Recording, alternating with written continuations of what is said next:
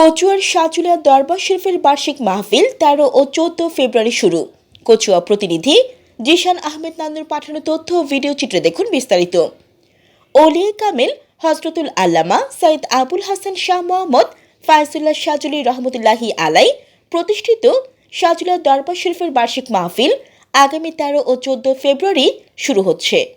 চাঁদপুর জেলার কচুয়া উপজেলার পালাখাল মডেল ইউনিয়নের দহুলিয়া গ্রামে অবস্থিত দরবার শরীফে 2 দিনব্যাপী বার্ষিক মাহফিল অনুষ্ঠিত হবে। এই উপলক্ষে কচুয়া সহ দেশের বিভিন্ন জেলায় ভক্ত মুরিদানদের তৈরি তোরণ দেখা যাচ্ছে। ইতোমধ্যে প্যান্ডেল তৈরি, সাউন্ড সিস্টেম সহ মাহফিলের সকল প্রস্তুতি এগিয়ে চলছে বলে জানিয়েছেন দরবার শরীফ কর্তৃপক্ষ।